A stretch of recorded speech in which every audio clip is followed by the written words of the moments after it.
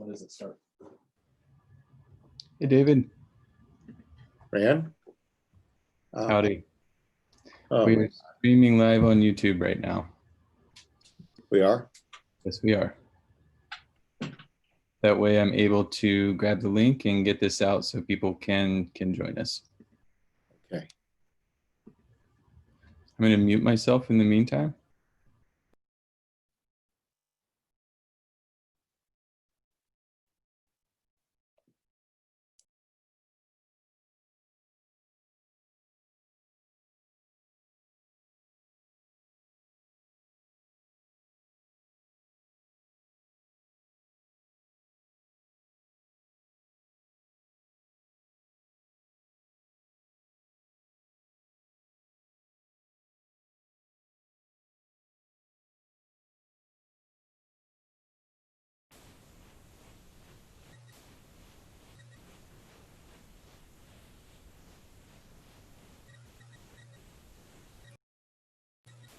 Hey guys. Hey, Rick, how's it going? We're streaming live on YouTube right now. Okay, sounds good.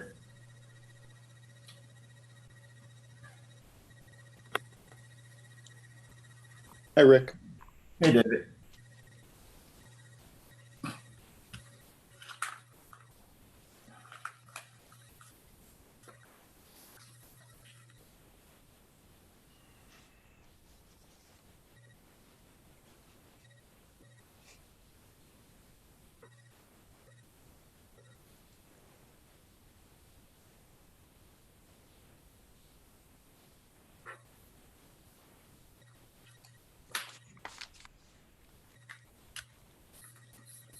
I just had a call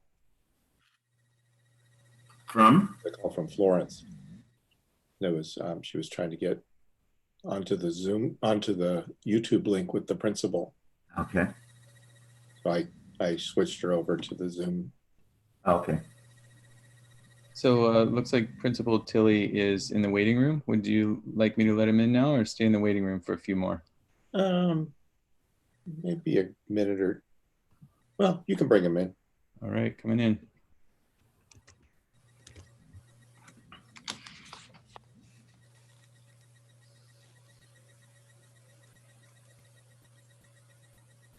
Hello. Hi, Principal Tilly. Hey guys, let me see if we, Hi, how are you doing? we have our mask on, so we're good. Sounds great. Good to see I'm everybody. alone here, so I figured I don't need one. Yeah, so it was cool meeting them, yeah. But that's a long way of saying. And I met Holly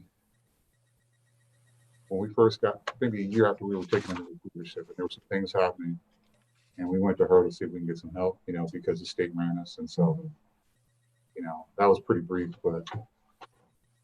So how are you here in school? So, Principal Tilly, I'm going to introduce you. You're gonna talk a little bit about the robotics program and whatever else, and then you have something to show. You're gonna Yeah, show. I sent it's a very brief PowerPoint. Did you get a chance to see it, or do you guys have it? I never There's saw something it. I need to Who did you send it to? send it to Florence, but what I can do is it's on this computer, so I don't know how you guys want to do it. If you want to if I can re-forward it, you can just kind of put it on your screen if you like. It's about 5 slides. It's pretty brief and straightforward. It's up to you. What would you like to, what do you I'm looking at Rand. Yeah, just go ahead and email it to me. It's ran@laderaheights.org, and I'll be able to pull it up for you. Sure. One more time for me. Ran, R-A-N, Okay. @laderaheights.org.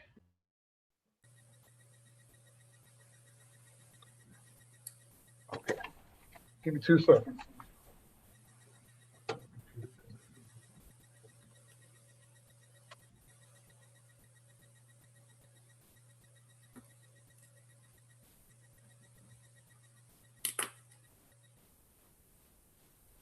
I asked the general manager to call in about 10 after. and I spoke with him a couple hours ago from Wateridge. Okay, yeah, because we should be ready with them about 7:15-ish, I hope. Okay.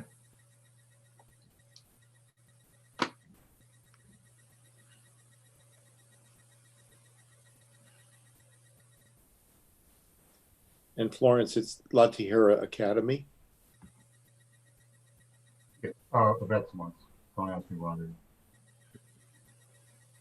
I believe it is.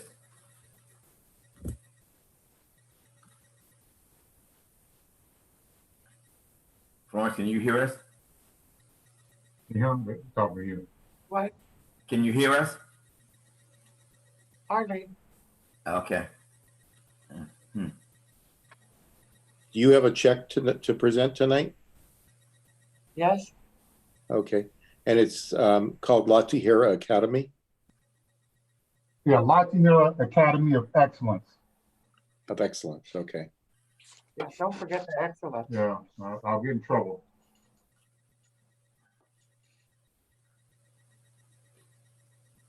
How do you spell excellent? No, I'm kidding.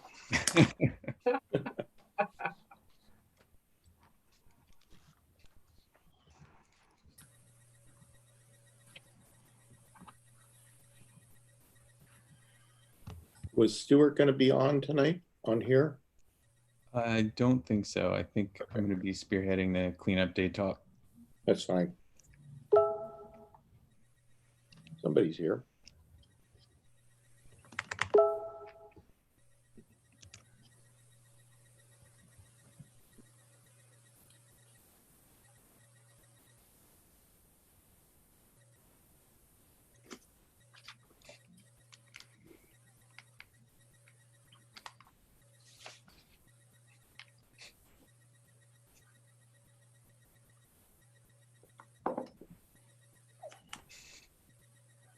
Got any technical questions, Rand, that you need help with? Sure. Hey, Brian, I think Joke. we're all pretty much here. And we have Captain Johnson in the waiting room, but I think we're probably not quite ready for him yet, right? Right. Are you able to send him a message and say, hang in there? We'll do.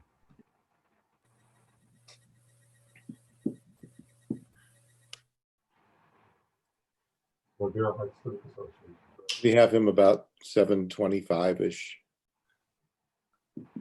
There's Florence. Maybe we'll bring him in for the shopping center thing. Brian, I'm sitting in the principal's office. What did you do? Yeah. What did you do bad? You bad girl.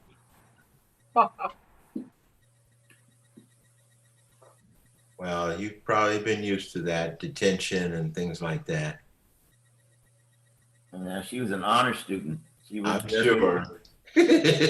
I'm trying to get a reaction from her. She said she You can't tell under the mask if she's smiling or not. Can't tell.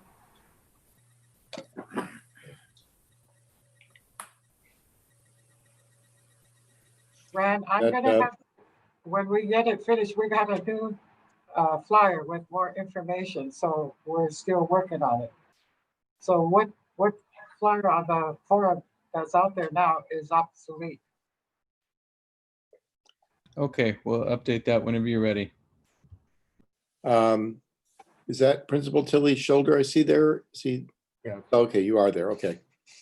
Because we're going to start probably in a minute or two.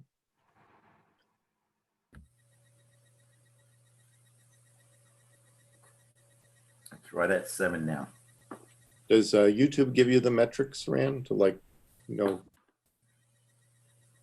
We might lose some of our residents because the Lakers game is on. I know. And football. Oh, and football. We've got stiff competition tonight for sure. Yeah. But we're going to have a bigger audience than both of them combined. Probably. Well, they can't have anybody there. Yeah, now. Well, they'll have All right, shall we go ahead and get started then? Yeah, let's kick this off. See what Trevor wants.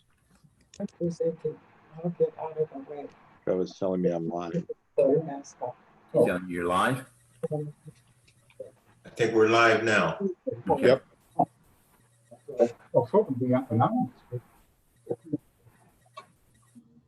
Well, Getting some a feedback. good evening to Ladera land out there. We're going to get started with the September community meeting. And so I'd like to call the meeting to order. I'd also like, on a personal note, a quick shout out to Andy Graham, if he happens to be out there tuning in from the Windy City. Andy happens to be one of the Ladera OGs that somehow heard about the meeting and asked if he would be able to join. So hi, Andy. On to our first segment. I'd like to introduce principal of the La Tijera Academy of Excellence, Brent Tilley, who is going to talk to us a little bit about a really great program that they're doing there. There he is. He took the mask off. Now we can see him. And I'll turn it over to you. Sure. Thanks so much, Mr. Oliver. And thank you all, Ladera Heights Civic Association, for your support of La Tijera TK8 Academy of Excellence. And so, as President Oliver talked about, we have a STEM program here at La Tijera that we're really excited about in terms of growing. And for those who don't know what the acronym means, because we can be acronym focused in education, STEM simply stands for science, technology, engineering, and math. And so one of the things that I noticed when I became the principal of the school a little over 2 years ago is that some of our efforts were a little bit disjointed. And so the value of a STEM education for students, even if they're not initially passionate about math or science, is the habits of mind that it develops. And so you start to think about the types of skills that are built through STEM activities. So, or project-based learning in general. So things that you and I might take for granted, like critical thinking, teamwork, again, project management skills. It's really engaging for our students. It helps develop a lot of intrinsic motivation. And of course, it can lead to a pretty lucrative career as well. So since I've been here, we've had one sponsor through UCLA, that's through our MESA program. We have another sponsor through a nonprofit called Limitless STEM. And I worked with them at a prior site that I worked at. And so what they do, and I think there's a PowerPoint we may show that kind of talks about it in greater detail. But what they do is they provide us with robots. They provide us with training for costs, obviously. And so our students are able to code and use the robots at the same time. And so it allows us to work through multiple grade levels, depending on the number of robots we have and how many teachers we have trained. So all of our students, or as many students as possible, get that experience. So our vision here is to make sure that at some point, I have one more partner, Project Lead the Way, I'm sorry. They take care of our junior high school. That we'd like to go from TK all the way up to 5th grade to make sure that all of our students are exposed to this opportunity. Again, it's about, at the risk of sounding redundant, developing that kind of critical thinking skill, that rigor that really just transfers over to all subject matters. It just makes them better learners. So it's really a win-win. It's why you hear a lot of schools trying to focus and emphasize on that. And for me, as a former poli-sci guy, to really speak a lot about STEM says a lot, because again, it's something that's just really a win-win for our kids. So I just want to show my appreciation on behalf of our staff and our families to Ladera Heights Civic Association for your generous support of our program. Because of your support, we'll be able to extend the grade levels that we work with, probably at least 2 different grades. So thank you so much. And as our program grows, we'll not more than likely, we'll definitely keep in touch and keep you apprised of our progress. So thanks again. Great. Thank you, Rand. Do we have We do. Are we ready to take a look at your presentation? Sure, and I can kind of walk you through it. Thanks a lot, Rand. And again, it's just 5 slides, but it gives you an idea, a couple visuals. You kind of see the connection to the curriculum as well. Go. Sorry, need just a second. Not a problem.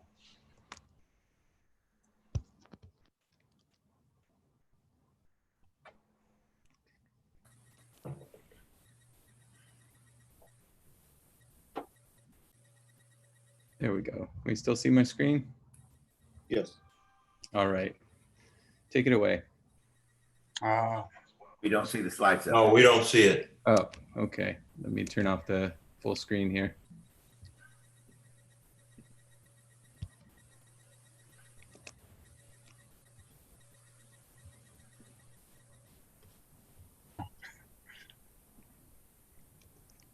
There Now we see it. Got it. All right. Now take it away.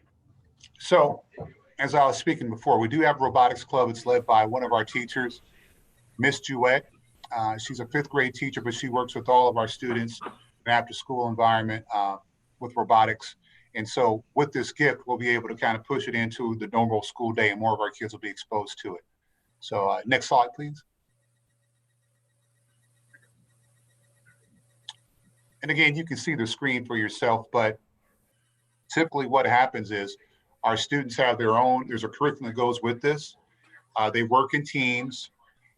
They each get a robot to work with, and they have to program the robot according to the lesson. And they program the robot to complete certain tasks. And so as they grow in proficiency and comfort level, the tasks become more and more complex. And eventually one of the things that can happen, we look forward to, is they compete against each other within the classroom, but eventually against other schools as well. And so the district for the last, I'd say 4 years, has had a robotics competition each year, typically over at Monroe, my former site. So we look forward to our students participating in that as well. Next slide, please. So you can see a picture of some of our students. And so if you look on the ground there, you'll see a map. And so what the students have to do is code the robot to navigate the map and complete, again, certain tasks. So that was last year's group. So those kids now are 6th and 7th graders, I believe. Next slide, please. So again, it's important to keep in mind that as much fun as this is, and even though it's kind of a no-brainer when it comes to academics and promoting rigor in our school, it is tied to our standards. And so many of you have probably heard of the next generation science and engineering standards. So you can see the standards that it hits right there on the slide. And also our Common Core math standards are addressed as well with robotics. So it's something that integrates really well with our curriculum. Next slide, please. Again, you see a few pictures of the students actually working on building the robot. If you look in the lower left-hand corner, you can see the actual screen itself. And so that's where they actually do the programming. The upper right-hand corner, the bottom right-hand corner, with the robot comes a kit to where they actually have to construct the robot, deconstruct it depending on what the task is, and add parts to it as the level of complexity grows. And I believe that might be the last slide. Let me see. There might be one more, Rand. I think that's the last one. That's it? Okay. So that's it. That's the long and short of it. Are there any questions about some of the things we're doing or plan to do at La Tijera? Right. I was going to ask the question on that last slide. Sure. I could see what looked like a robot on the lower left-hand corner. Is that where the robot is? Okay. Yeah, so Yeah. it's not fully assembled. So with that robot, for example, if you look at the right-hand side there, it looks like there's kind of pincers there. That's something they would have to add to the robot to complete a task. So a typical task with this curriculum would be to lift a Coke bottle and to move it. So that's something they may learn in week 4 or 5. They will get that good to where they can do that. But initially, you know, they have to learn how to make it go straight, and go left, and go right, to stop, and move backwards, that sort of thing. So it's like I said, it's a pretty detailed process. The curriculum's pretty well aligned with Common Core, and it's rigorous, but the kids love it. They have a lot of fun. You know, they almost beg to get on it because it's hands-on, as you can see. And one of the cool things about introducing it at this grade level is think about your own experiences in school, whether it be with your children or yourself. And the research actually supports that kids become disengaged and disinterested in school around 11 or 12 years old because they don't see the curriculum as being relevant, and they're going through puberty, right? And we all know what that's about. So whatever you can do to make sure the curriculum is relevant, that you continue to develop those positive constructive relationships with the kids, and you make sure the rigor's there, again, it's just going to be positive for them and really going to help our program. So again, I can't thank you enough. I'm really looking forward to using this gift to expand our program and keeping in touch with you all to kind of show you some of the things that we're doing with your support. Great. And speaking of the gift, the Ladera Heights Civic Association in March, I believe it was just before the pandemic, approved a grant to the robotics program. We haven't had a chance until tonight to formally present it, and so with you, sitting next to you, is our board member, Florence Ochi, who I believe has an envelope for you. She does. So I guess we can kind of come over and we tried to stage this. I thought we rehearsed it pretty well. So, well, I'm gonna come in between the chairs. Can you see all of us? Can you see us? Or Oh, yes. I'm kind of tall, so. Nice. Very good. So it's That work? $3,000 and A little closer. Okay. How's that? We can say, yeah. Yeah. Yeah. Congratulations. Well deserved. yes, Thanks And, so much. We really we do. know you're doing great work with that and other support that you get. So thanks for being on tonight. Thank you for having me. Yeah, happy to support you. And Thank you. also, it's a good opportunity to thank the community. Whenever people wonder what their membership dues go towards, it's through it's for great programs like this. So thank you to everybody in the community who's been a part of the LHCA. Definitely. Absolutely. Yeah, definitely. Thank you.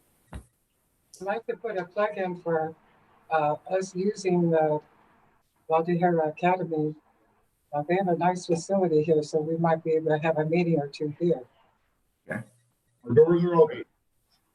Wonderful. We'll look forward to in-person meetings coming up again one of these days. Yeah. Thank you, Principal Tilley. Thank you. Florence. Thanks, Lawrence. Thank you. Rand, next item, do we have anybody in the waiting room from the shopping centers? We had one a second ago, but they dropped out. So we have Captain Johnson in the waiting room right now. Okay. Oh, there. Should bring Now, Captain Johnson in. Akina is here. Would you like me to let Akina in? Yes. All right, coming in. Is that who was there before and dropped out? Yeah. Okay. Great. Yeah, we're expecting Well, that's okay. I know what it means. Karen Mayer as well, but as soon as she joins us, we'll bring her on. And where is Captain Johnson? He's in the waiting room still. also. Oh yeah, bring him on. We don't want to keep the good So are captain. you bringing Ikina on? Yes. Hi, Captain Johnson. And hello, Kenna. Hi. Hi. So we have a little segment before we actually get to you, Captain Johnson, with the our local shopping centers. And pleased to well, I'll let Rick Certainly. introduce.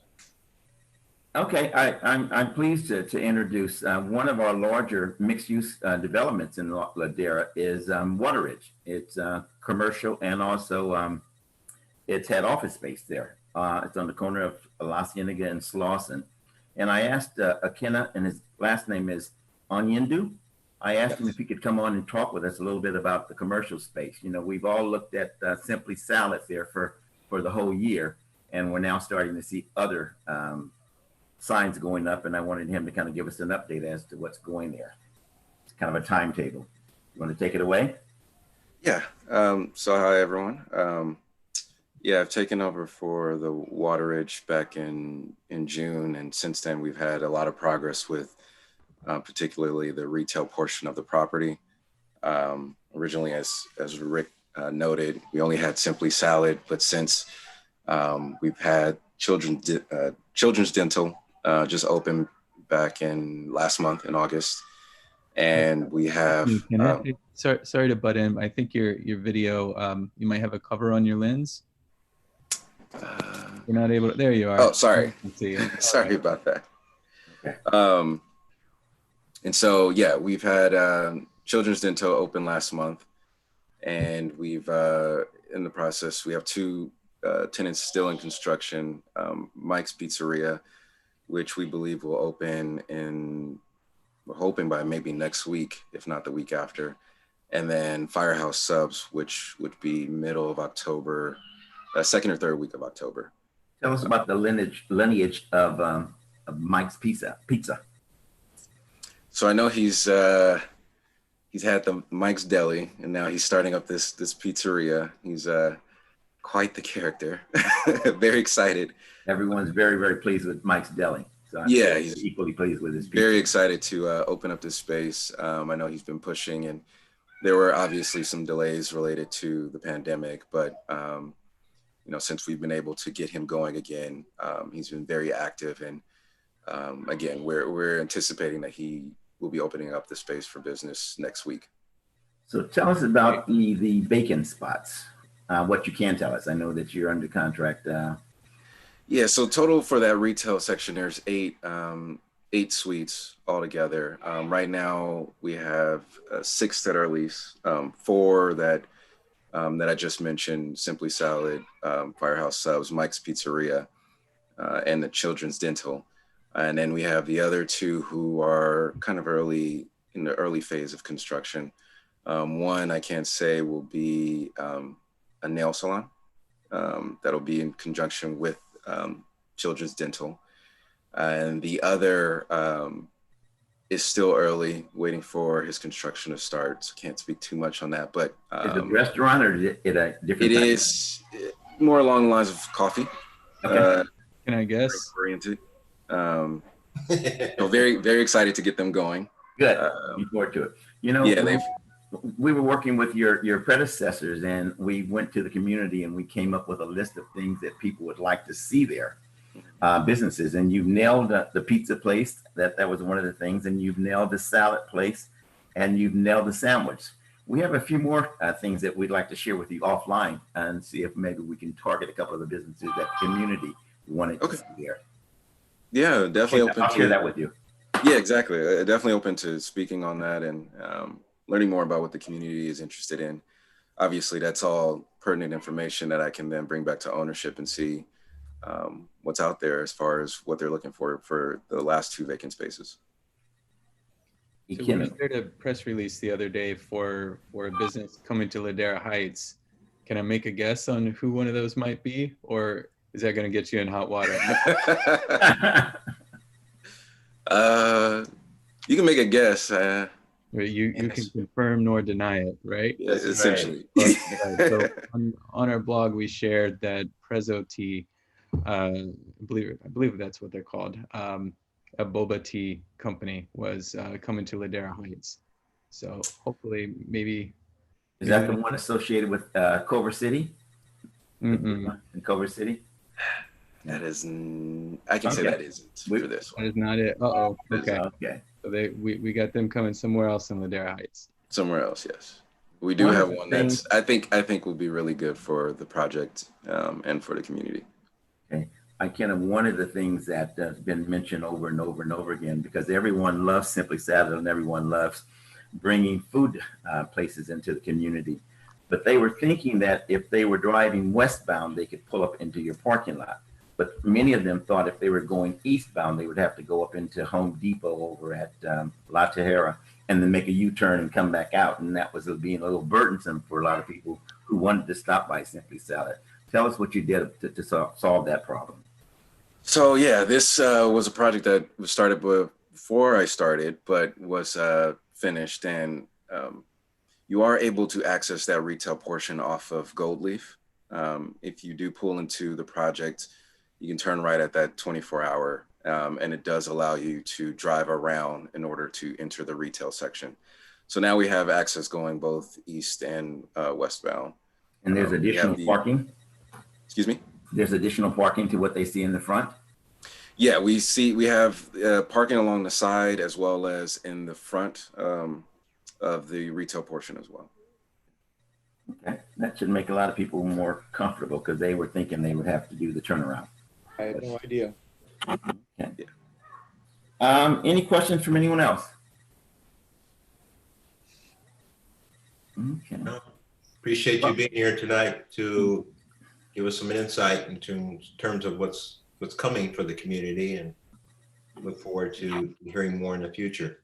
Right, and I definitely want to sit with you and tell you some of the places that our community were recommending and see what you think about them. Okay. I'll do that over the next few days. Okay. Well, you know how to get a hold of me. Absolutely. Thank you very much. I appreciate you. Fran, are we getting any questions through the YouTube feed? Yeah, we've had a few come in. Most recently, our buddy Trevor Miller just asked about access from the Home Depot parking lot, but I think we just covered that. Perfect. Great. Let's see, we had a question, I missed this earlier, but Dr. Gilbert was asking if the school planned to have a science exhibition. I think Principal Tilley is not sure if he's still there or not, but if he's able to hop back in, maybe he can let us know at some point. Great. Okay, well, thank you very much, Akema, and we'll be seeing you at your center. Yeah, looking forward to it. Yeah, Definitely. that's what we've been looking for, more places to eat in the community. Well, Great. hey, I had a question real quick. The big the one on the end that has the outdoor seating, is that one of the vacant ones, or is that one spoken for? Well, that patio, that space is taken, but the patio area is more so for the entire retail Oh, that's portion. shared for everybody. Okay. Yeah. So we did have that closed down due to COVID, but as we get more of the tenant spaces open, we have made some adjustments in order to provide some outdoor seating that would be available to all the retail tenants. Mm-hmm.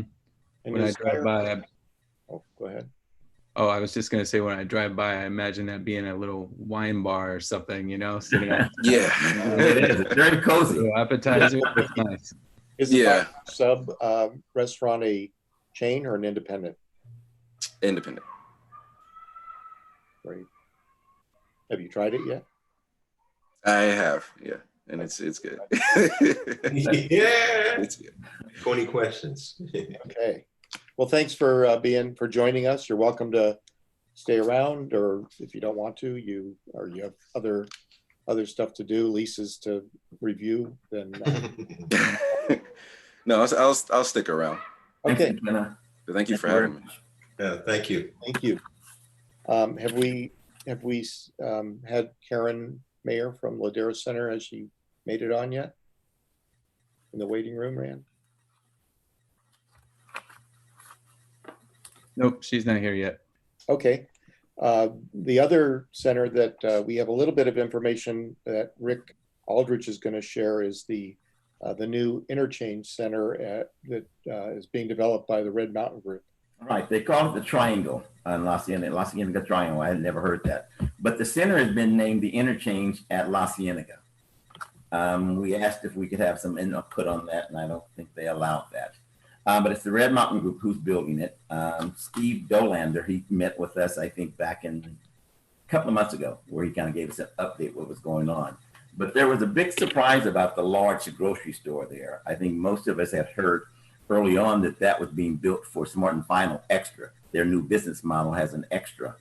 But then they were purchased by an investment group, and all development plans were put on the shelf. So the Red Mountain Group went looking for another grocer, and they found one, but he can't talk about it.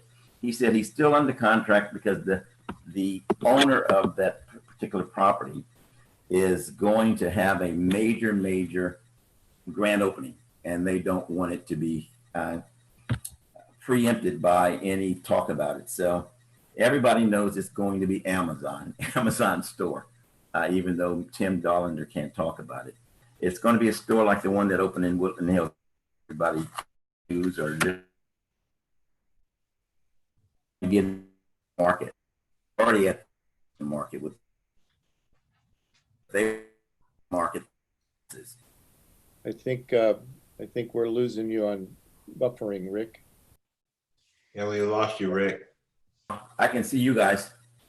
That sounds exciting, Rick. Looking at, we posted a blog about the Woodland Hills store, and I think we even have a video as well of people pushing these smart shopping carts that you can take the items off the shelf, and as you're putting it into the cart, it recognizes what it is and it'll update on a monitor on your cart how much it costs and what else is in your cart. And then as you go out of the store, it charges you for what you have. So there's no contact with checking out, no waiting in lines or anything. You just put the stuff in and leave. As a You tech, guys hear that's me pretty now? cool.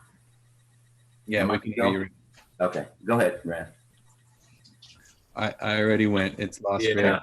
One of the other features that they have also, they're going to have an Alexa, so you can just walk up to it and say, "Where's the milk?" or "Where are the cookies?" and it will tell you exactly in the store where you can go find that. I'm sure many of you guys walk into the store and don't know exactly where anything is. They've solved that problem for us. So that's, there's going to be 5 of those stores in Southern California. One's in Woodland Hills, one's in Westchester, and there's going to be one in North Hollywood, one in Laverne, and one at another location. But the rest of the shopping center is, is just as exciting for them as well. The other tenants of the shopping center, one's going to be Spectrum. They've already moved in, and they will be opening on October the 10th. Marshall's moved in. They opened in July. Jersey Mike's under construction, and so they probably won't be finished until maybe the end of the year. And then there is Chick-fil-A. They're planning on opening at the beginning of next year. That's phase 1. Phase 2 is going to include the office spaces that are between the Dollinger building and the liquor store. And there's going to be another pad placed on the northern side of Amazon store. That's going to be about another 4 stores. And they don't have tenants for that yet. But more to come. Great. Thanks, Rick. It sounds like Principal Tilley, you might want to put some of your students together with the Amazon store so that they can collaborate. I'm all for it. There you go. Okay, so Hey, real quick, while we have Principal Tilley, we had a question from the audience, just wondering if there was any kind of science competition or anything related to the robotics program that might keep that rolling. So long story, yeah, we do. And so typically it takes place, I want to say March, April-ish. And my former site, we participated in, oh, sorry about that. Moved around a little bit, I'm sorry. My former site, we participated in the competition. We actually hosted it. So that competition still continues. I think COVID put a damper on it this past spring, but I was just sharing with Ms. Oshie that our training now is such to where they're showing us how to work and manipulate the robots and code remotely. So that's a long way of saying, yes, we'll be part of a competition in the spring. Nice, thank you. okay, so if Karen Mayer joins us at some point, Rand, just flag me down. But in the meantime, I'd like to move on to our next segment, and I got a few words first before I introduce Captain Johnson, but I guess I just did, with a little backstory to our conversation. And it's just a story about how powerful a community or communities can be when we all come together for the same purpose. While there's a few stories like this to share tonight, this one seems to be the right time to share this one. And back in early May, word came down from during a press conference called by our LA County Sheriff Alex Villanueva that due to budget cuts, he would be closing the Marina Del Rey and Altadena sheriff's stations. And at that time, Marina Del Rey was under the direction of then Lieutenant Chris Johnson. He was acting captain, but I'm not sure that he actually even had that title at the time. Plans had been underway just before the pandemic hit for a community-involved selection process for the appointment of a permanent captain to replace the then retiring Captain Joe Stevenson, who had been out on medical leave for, I believe, more than 2 years. Word of the impending closure hit fast and hard, and in a coordinated effort that included View Park, Windsor Hills, Ladera Heights, Altadena, Marina Del Rey, and other communities, Sheriff Villanueva not only reversed his decision, but in announcing the reversal, announced the promotion of Lieutenant Johnson to the position of permanent captain for the position he'd been standing in for nearly 3 years. So with that said, I'd like to formally introduce our captain, Chris Johnson. We have a couple of issues that have been asked about, and we would love to hear your thoughts on this and anything else that you think worthy of noting this evening.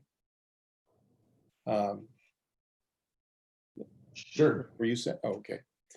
So one of the things, welcome, Captain Johnson. One of the questions I know that has been on people's minds quite a bit, and I don't know that there's a whole lot to say about it, but I would imagine if there is, you'll know it.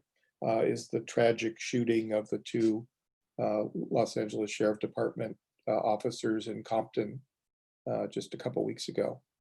Fortunately, a tragic shooting, but fortunately they both survived. Yeah, well, first of all, thanks a lot. I appreciate you guys' support and confidence in me to run the station here. I mean, I know we play a good role in the community there, a big role in the community there, and to put me in charge of it is a big deal to me, and I actually look forward to it. I love working with you guys, and I really appreciate the communities we serve because we get great support there. So I really do appreciate that, and I won't let you down, not a chance. On top of the shooting, you know, everybody saw it. If you watched TV for a second or you went to social media, you saw what happened. The two deputies are very, very fortunate to be alive today. You know, they're both shot in the head and a couple other places in the body, but in the head's obviously the major one that we think of. But they're both strong enough and trained enough, and they survived this incident. You know, some people would just give up and fall and collapse and die. They actually had a will to survive, which means a whole lot, which will take you far, and they did survive. And thankfully, both of them have been released from the hospital now. Of course, they have a long road to recovery, but they will recover. It'll take some time, but they will recover. As far as the outstanding subject, I know that they have some things they're working on, so I really can't say much about that. But I think it's just a matter of time before there's some information out there that will resolve this thing.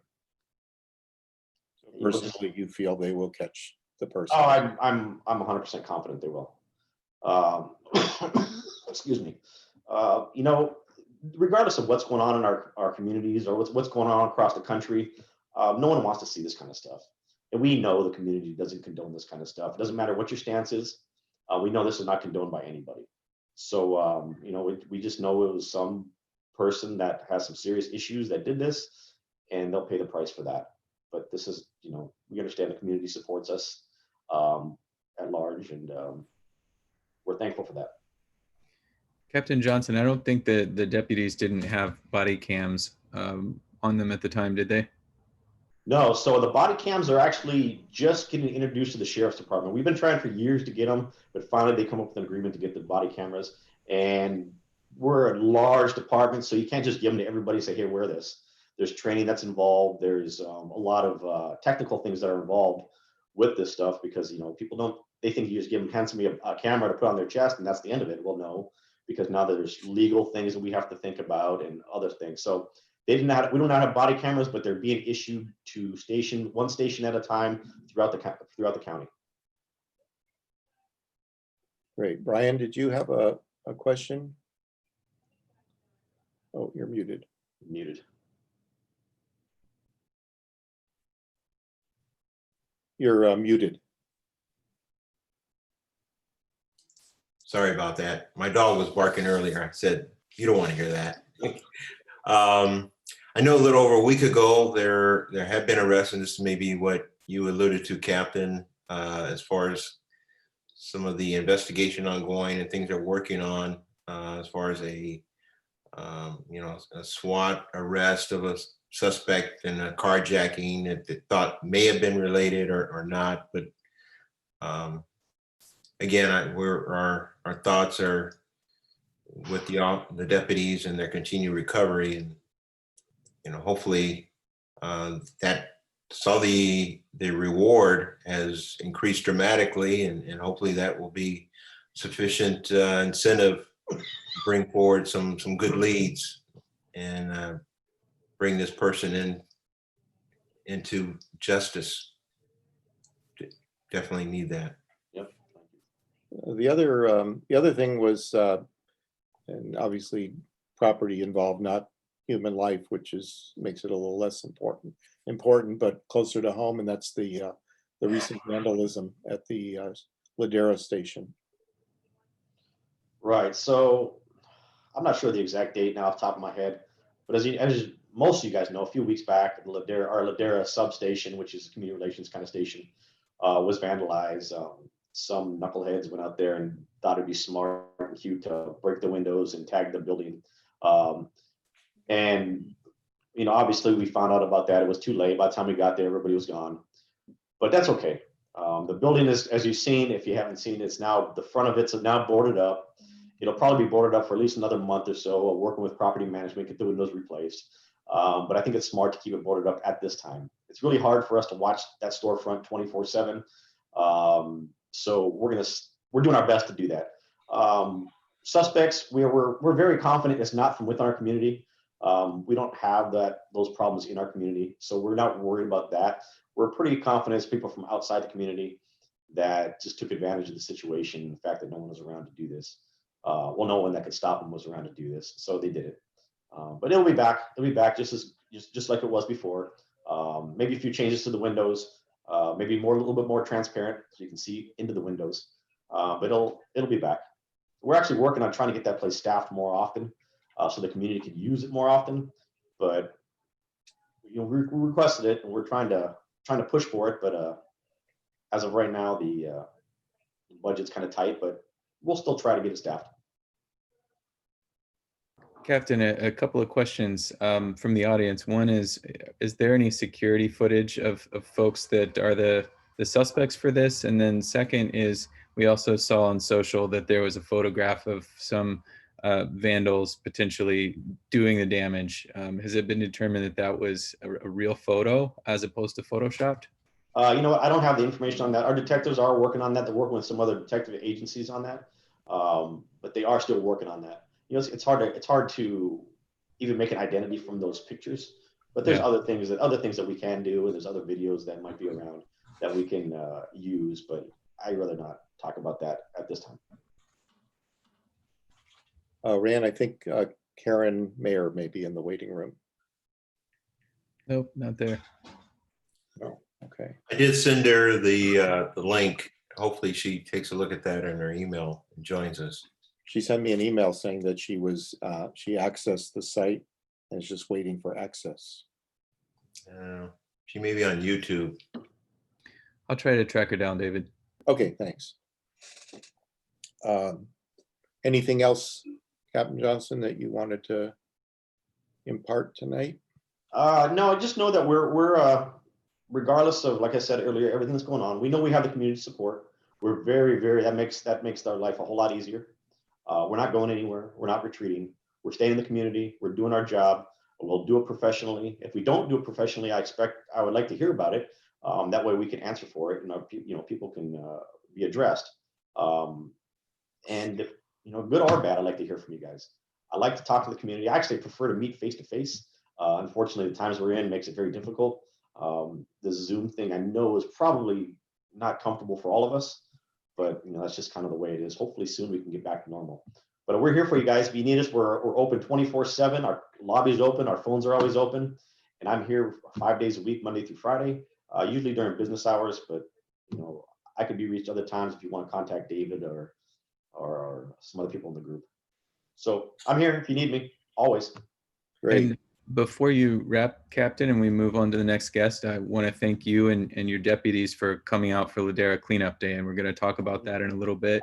But the captain showed up bright and early, and he brought a carload of deputies to come over and help, and they were alongside La Cienega picking up trash with all of our neighbors. Even though you don't even necessarily live in Ladera, that's great that you came and supported us. So thank you very much for that. That was our pleasure. Actually, our guys, I asked my guys if they want to volunteer to do it, and they didn't hesitate one bit. I didn't have to convince anybody to do anything. They actually jumped right at it. So I was proud of that. I was very happy for that. And we don't mind helping anytime we can help. Yeah, greatly appreciate it. Of course. Yeah. Okay. Well, feel free to hang around if you like. If questions may come up, but we know you got a city to protect or a county, so if you disappear, we'll know you got a call. Yeah, I'll hang out for a little bit. Any questions pop up in the next few minutes, I'll be here. If not, then we'll talk soon. Okay. So next, I see Karen Mayer has joined us and would like to invite her center stage. Karen is, we're going back to the previous segment, but Karen is the property manager for Ladera Center. We've spoken with Ikenna from the Water's Edge Center. Hi, Karen. Hi, everyone. Hi, David. Hi, and we had a little report on the interchange at La Cienega. So we're thrilled now to hear about our longtime property, Ladera Center. Well, hello, everyone. I hope everyone is safe and well. Let's see, there are of course, some new things that are going on at Ladera Center, despite COVID-19 and all the problems that we've experienced. Let's see, just to give you, I know that some of you have noticed that we've lost one of our tenants, a flame boiler. They did move out. That was some issues that were related to COVID, pre-COVID. I apologize for that. They had been planning to move out with the lease up of Chipotle. So they're gone, and we are now in discussions with a sushi restaurant operator that would like to come into the center. Dress Barn is leased to Western Dental. So they'll start their construction within the next 4 or 5 months. Fat Burger is well underway with their construction. They took over the 2 smoking spaces at the inn near Chipotle. And then there's a Lash Lounge that started their construction. They should open within the next few weeks. The former Starbucks location, they're close to lease signing with, I don't know if any of you've heard of Dave's Hot Fried Chicken, but they're coming to the center. And the Avenue, that's the only one, that would be the remaining lease vacant space that we're working on. So we don't have any prospects for that space. What size is that space? It's over 7,000 square feet, so it's pretty large. There's been some consideration with possibly an urgent care, but we're nowhere near lease negotiations on that. Great. And overall, how have you guys fared through since March with? It's been a challenge. The landlord has been very generous in terms of working with the tenants and providing some form of rent relief, which has helped tremendously so that the tenants can stay afloat. The nail salon has been struggling because, of course, they can't reopen, but the landlord did give them a decent form of rent relief that should help them once they do get back, once they reopen. Oh, that's great. And I think if I heard correctly, you guys supported our cleanup day effort. If we didn't, we should have, and I apologize. I haven't confirmed that. Whatever we need to do, if there's anything else going on, we'll gladly assist in any way we can. And okay. I need to apologize because you did. Your team definitely helped and had a really fast turnaround of getting the sidewalks all around Ladera Center cleaned up. So thank you very much. You are more than welcome. I'm glad to hear that. Okay, good. All right. Anything else or any questions for Karen? And I did want to add that TGI Fridays renewed their lease for an additional 2 years. Oh, good. So they'll be staying they'll stay for a 2 more years. This is going to be the fried chicken mecca Bermuda Triangle over there. You got pans. That was not my doing. I did not want a fried chicken. I was pushing for Earth Cafe, and they said they weren't ready to come to Ladera. So when Friday's lease is up, we hope that by then Earth Cafe will be ready. Does that sound like something you guys would be interested in seeing at the center? Yeah, that sounds good. Wouldn't you rather see that than Norm's? Absolutely. Yeah. I need a thumbs up for that. Good. Oh, yeah. Great. Absolutely. Yeah, so it's yes, thank you. So that's what we're pushing for. We're happy to have new businesses coming in regardless, and hope that we get some healthy options. That I know that's something we hear a lot from our right. residents. That Good is health exactly what I wanted, are healthy options. Thank you. I just need to hear that so that I've shared that with the landlord. They're excited. They would love Earth Cafe, but there are some other conversations in the background that are alluding to, no one, people want in the community, they want barbecue and some kind of a seafood, like, I don't know, boiling crab.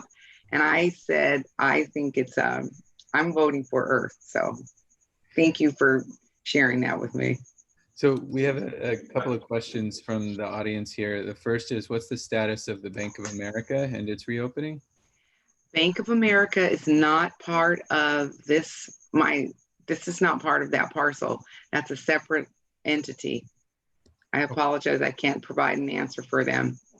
And then the other question was just confirming if we have an ongoing commitment to join us for our monthly Ladera Cleanup Day from Ladera Center.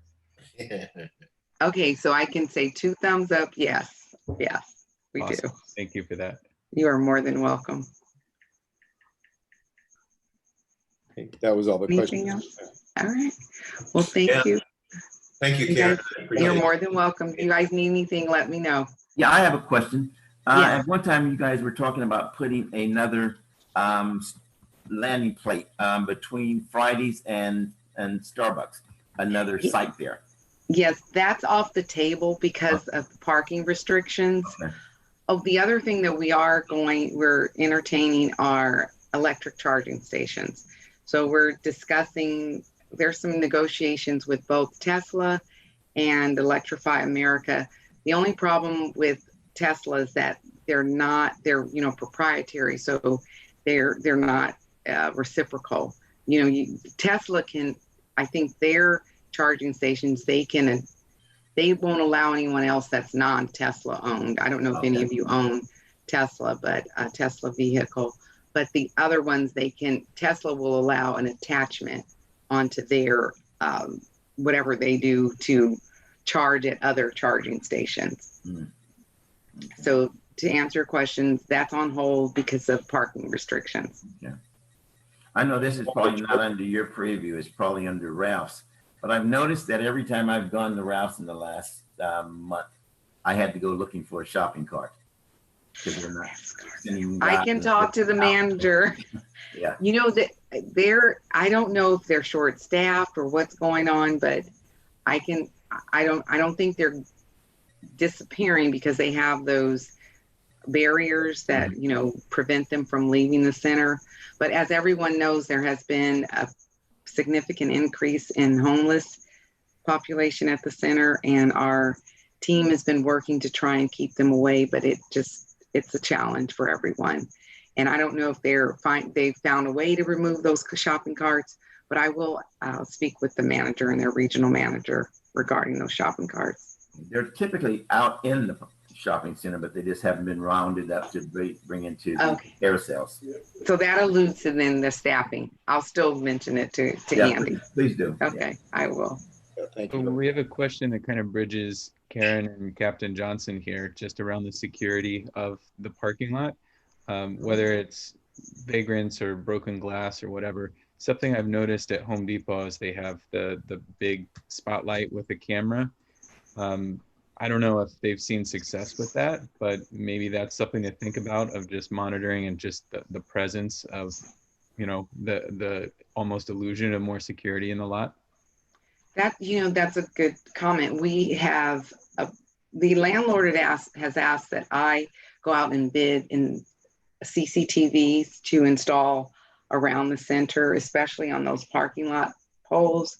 So that is something that they want to install, or at least entertain for now, because it's after the damage and vandalism to the sheriff's center. They were really concerned about that. That brought even more attention to heightened their concern with installing the cameras, because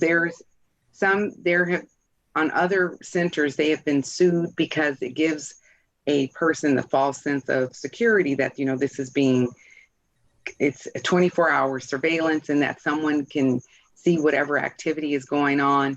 And so they put that on hold about 1.5 years ago. But as I just mentioned, they've asked that I revisit it and get some, obtain bids for that, for installation of those cameras. Nice, So thank you. spotlight cameras, all of it, they would, that would be something that they would be interested in doing. With respect to the security there, Karen, and as far as their deployment, are they 24/7? Yes. Staffing there? The guards are there. We increase security during the, or post the, the riots. We increase security again. We do have a guard, one guard on duty 24 hours a day, but we did increase it after the sheriff's vandalism as well as the riots. So we've had additional security for the last few weeks. That's good. Thank you. Great. Anything else? We're getting lots of applause for Earth Cafe on on YouTube. So I I'm think so glad to hear that. Okay, good. All right, we're all on the same page. Aaron knows what Ladera wants. Yeah, she Good. does. He does. All right, good. Okay, well, thank you for joining us. You're more than welcome. And I will what day is it on the cleanup next month? I The think third, that's actually the next. October 3rd. That's the next item on our agenda. Are we Yeah, ready? great for segue. that? Thank you. Okay, perfect. Yeah. Thank you, guys. Thank you, All Karen, right, for thanks. the intro here, going right into Perfect. talking about Ladera. Yeah. All Nice right. segue. Talk to you guys later. All right. Bye-bye. Bye-bye. So we did the first Ladera cleanup day last at the beginning of September, first Saturday of the month, and we had a great turnout. We were hoping to have 20 people. We were expecting to have about 15, and we ended up with about 50. So we had a great turnout. We were able to clean up a lot more areas than we anticipated. We had support from all around the community, from people that were 7 all the way to 80 something. And so it was a really good slice of the community coming together, servicing our community, and making it look like the beautiful place that it should be. We live in a unique place because we're at the crossroads of the county and the city in Inglewood, and so the jurisdictions don't always work in our favor because of that. And so we've taken that upon ourselves at the Civic Association to fill in the gaps there and to do our part to make sure that it's not okay for medians to look like a landfill or a bomb went off. And so we're happy to keep this going. We're planning to do this every first Saturday of the month. So we have that coming up. I believe it's October 3rd, and I'm going to share a link there in YouTube for anybody who wants to RSVP for it. We can always use more hands. That'll help us cover more areas. So I want to give a big shout out to Dr. Stuart Gilbert and our own Brian Hale for helping to organize this and get everybody out, and continued efforts. That there was a lot of sweat that day. We worked hard from 8 o'clock in the morning until about 10 or 10:30. There was a lot of trash. I think we ended up with about 50 bags. We lost count at some point, but we filled up all these contractor bags, and it was a great showing. We hope to get the support of our elected officials, Mark Ridley Thomas, and also Mike Bonin and Alex Padilla. If we can get support from all these cats, that'll help us ensure that it's a success this month too. Well, thank you, Rand, for for your involvement in spearheading it into your committee. Everything I've heard about the day, other than the weather being a little too toasty, was fantastic. So everybody that is tuned in tonight, and let people know that October 3rd it's going to be a repeat. There's still a few pieces of trash out there to pick up. Yeah, it's going to be an ongoing effort, and until the elected officials are all working together. We have a plan to do something with the median on La Cienega. We're going to have to keep picking up this stuff because once every 3 months or every 6 months that we're currently getting just isn't enough for this to look like a respectable neighborhood. And by keeping the streets and sidewalks clean, that's preventing other more serious crimes. in our community. That's not the image, the perception that we want to give for Ladera Heights. So thank you to everybody who's helped, and hopefully we get even more volunteers that come out a couple of Saturdays from now. Yeah. Kudos to you, Rand, also for enlisting, was it Public Works, your contact there. I mean, like you said, we had some like 50 bags, I mean, and not just bags, but we had mag wheels, some countertops. I mean, we had a bunch of stuff that had been discarded on the sides there. So you're able to get, what's his name, George or somebody from the Department of Public Works. George Patterson. Yeah, great job. Mr. Patterson and his team, they picked up all those bags for us within, I think, 36 hours or so. We made a big pile, and it was over Labor Day weekend as well. So despite the holiday, they got those picked up before the bags busted and spread back out everywhere. So Rand, we're kind of winding down toward the end of the agenda, but I know that I do have there's a question for Captain Johnson, but maybe while you've got your microphone on, Rand, you could just talk a little bit about the CSA, the status. Sure. Yeah. So our farmers market has been a big success over the last 20 weeks, and so big a success that it's become too much for us, and we've had a hard time operating it on the sidewalk in front of my house. And so we've put that on hold in favor of the CSA program. And so anybody who's missing the market, we had lots of people show up today saying, "Hey, where's the market?" We still have our CSA program. That means a farm box. That means people can pay a weekly fee, which is $30, and they get a big box full of produce that'll feed, depending on how much you eat, how many vegetables, between 1 and 3 people for the entire week. So we would love for more people in the community to join our CSA program, and that'll help us get ready to relaunch this farmers market here in a month or so, whenever we can get a permanent location and a support team that can help us run this thing, because it takes a lot of time. And maybe for those who don't know, the acronym CSA stands for Community Supported Agriculture. So that means people investing in a farm. So supporting the farm directly, where it's not going through a wholesale or anything like that. We buy directly from a farm that drives in from the Coachella Valley and unloads these boxes in front of our house. And then people from the community come and get these boxes directly from the farm. So it's all organic produce, certified, straight from the farm. There's going to be dirt on your vegetables, and we like it that way. Great. Well, thank you for the great work getting that started and building it to a point where it became unhandled. So, Captain Johnson, there was a question that I think might go your direction, although I'm not sure. So I'll let you tell us. And that was, has anybody figured out? I guess there's some homeless people along Slauson and down by Sprouts. I know it's Culver City. It's not necessarily your district, your area, but anything that you've heard of or can share? So I've heard nothing about those particular places, but there's so many of them that we all know of that are all over the place. And there's still a moratorium on dealing with some of these homeless issues, state government and local government. So we're not allowed to do a lot of the things that we normally would do.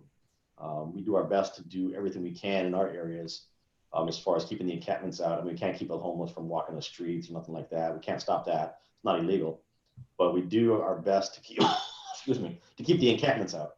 We have a homeless team that addresses some of those issues, and they help us get the resources for these people and do whatever we can to help them out, to get them off the street. All right. And sometimes that works, sometimes it doesn't work. But so far we've been pretty lucky as far as our particular area that's policed by the sheriff's department from keeping them from setting up their camp. It's much easier if they go across the street to certain other cities, like the city of Los Angeles, to do those kind of things. As far as the ones though, I'm over by Sprouts, I don't know about that. And I'm assuming it's there in Culver City allows it to be there because of the moratorium on enforcing some of these laws that are in place because of the COVID. Okay, thank you. We had a question about speed bumps, and I think that might be outside of your purview and more about the county.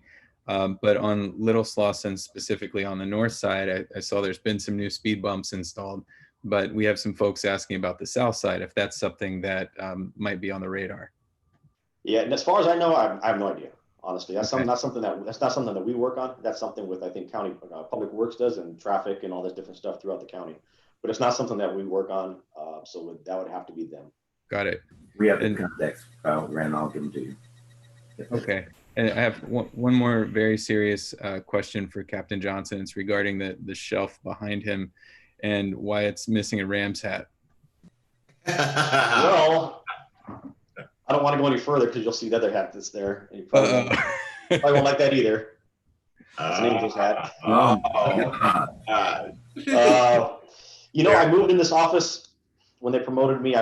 This office has been vacant for a year and a half, 2 years, and I moved into it about a week after they promoted me. And I still don't know what to put in the wall. I'm used to the shoebox. And all I own is a Charger hat and a Marina Del Rey hat, an Angel hat. So, To get you some crime novel. I don't want. I can write those. Yeah, I guess I could put a Rams hat up there for these meetings, but it's the Rams. We also have to get you a Ladera Love hat. Of course, I'll put that up. Okay. Oh yeah, it's a slippery slope though, Captain, because then you got to have the Lakers hat, and then why don't you have a Clippers hat? I mean, where does it end? I should have just did LA this. Galaxy. I should pay attention to my background. Maybe get a virtual.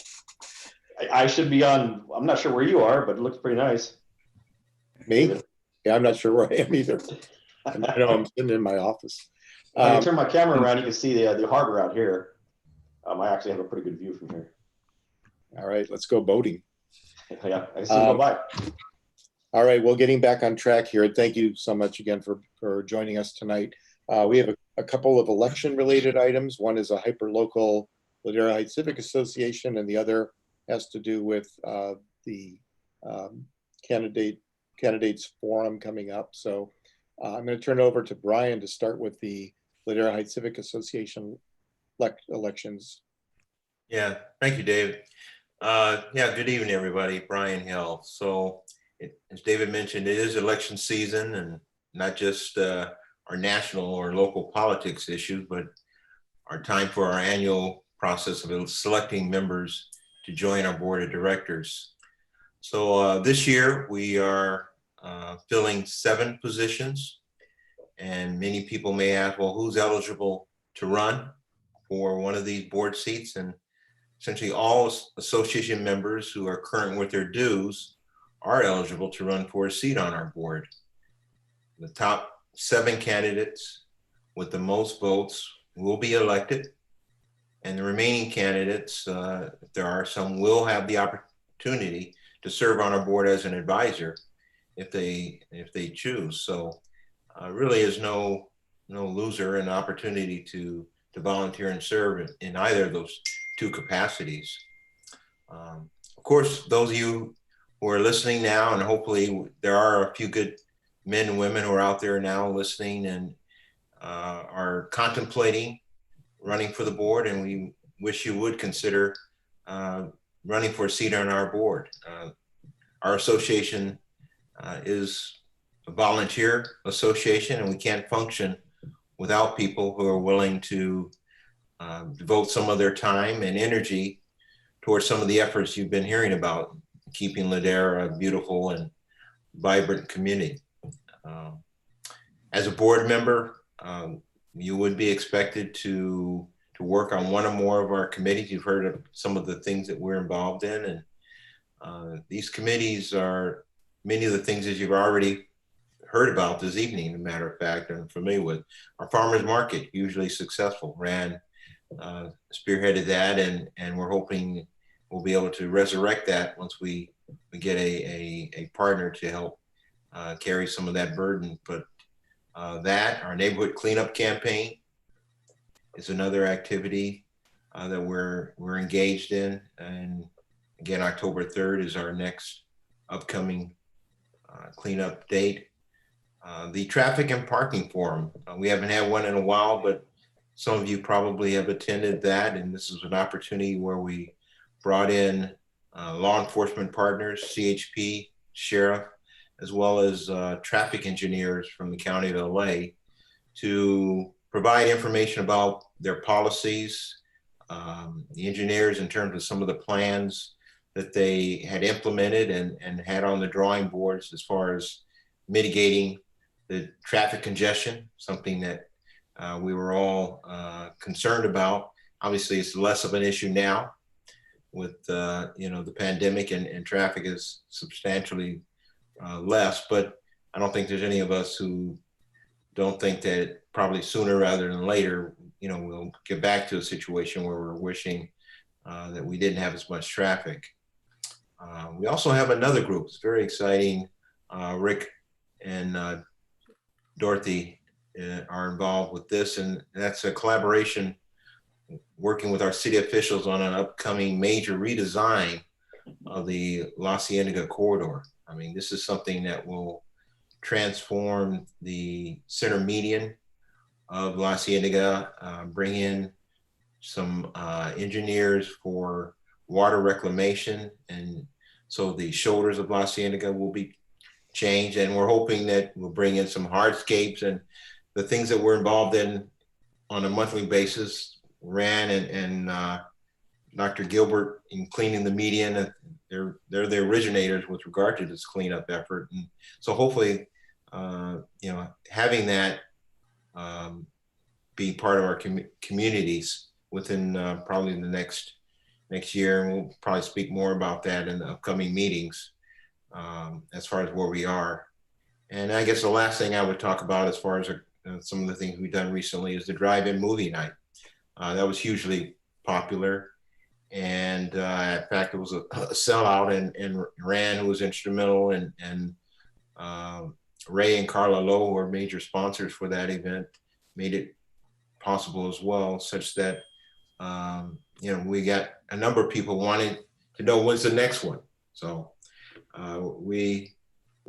as you can see, there are a number of things we're involved in, and we need volunteers and people, good people to roll up their sleeves and lend a hand. And so, and if you have ideas yourself, you're sitting there as a member of the association, if you've got ideas and things that you would like to work on or help bring to our community, we definitely would welcome your participation on our board to bring that into fruition. So, and how does one sign up to run for office? Very good. The application and instructions are available on our association website, laderaheights.org. And the deadline for submission is October 22nd, which is not quite 30 days out. So I saw the form today on the website, and so this is a pretty easy process. But if you have any questions or issues with that, feel free to reach out to me or another member of our board, and we'll be more than happy to assist anyone who would need assistance in filling out the application. Great. Did I miss anything? No, you got it.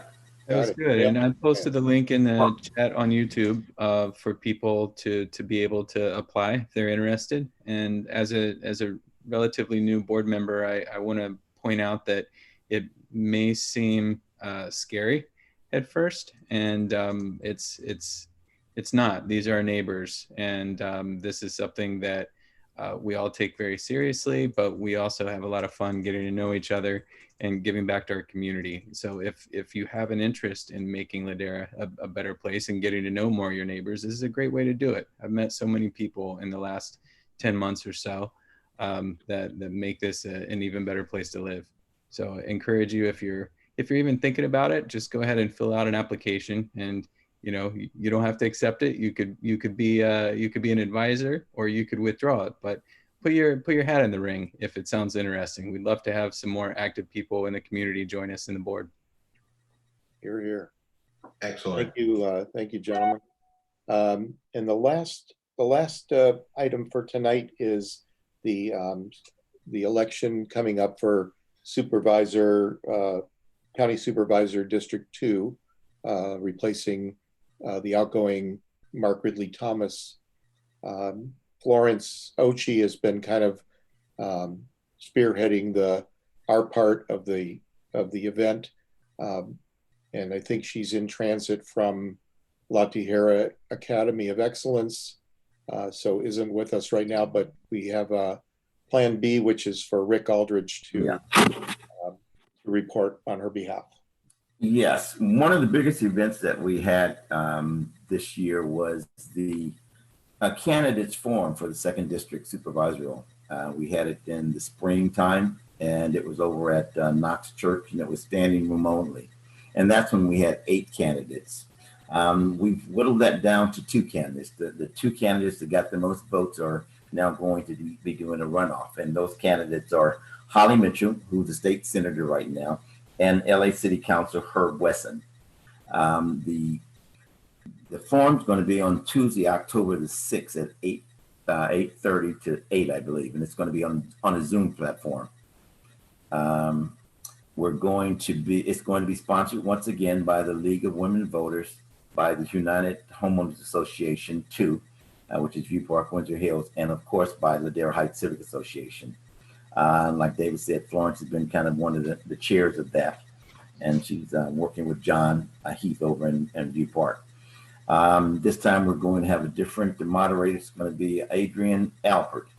And Adrienne Alpert is a luminary on ABC News. She's a reporter and also hosts something called the Eyewitness Newsmaker. So she's going to be the moderator for this event. So you definitely want to go online. I guess once they kind of get all the information up and running, you want to go online and have to register. I think it's not going to allow you to drop in. I think you're going to have to register in advance. So if you're interested in finding out or trying to help your candidate to become the next LA County Supervisor, which is an extremely important position in Ladera Heights, you definitely want to participate. That's from 6:30 to 8 p.m. On October 6th. And I think the registration URL is on our website, laderaheights.org.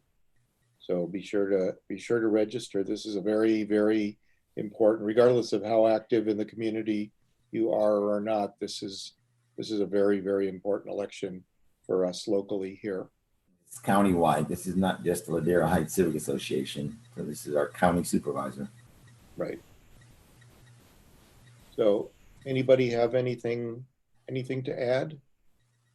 Yeah, I want to add to the candidates forum that it looks like they changed the link on us. So stay tuned. We realize the link is broken on the website. Florence mentioned there's a new flyer. So as soon as we have that, we'll post it to the website, hopefully tonight or tomorrow. Okay. And just in closing, I would like to point out one other quick story, and that's the highly successful community effort, not just our community, but a lot of communities in Southern California. But ours was with View Park and Windsor Hills again. And that was the effort to help defeat Senate Bill 1120, which was, I don't like to talk about things that are where there's a split, highly controversial, but this was one that seemed like, I don't know that I met anybody that thought it was a good idea, and it actually went down to defeat because a lot of communities like us reached out to our legislators, and I'd like to just do a quick shout out to Sydney Kamlanger, who really put herself out there for us and heard what we had to say. I think she was in support of it until she started hearing from the community. So to her credit, she cast a no vote and actually helped bring it to defeat in other ways. So with that, and if you're not sure what 1120 is, you can Google SB 1120 and you'll see. It has to do with housing and development issues. So with that said, anybody else have anything left?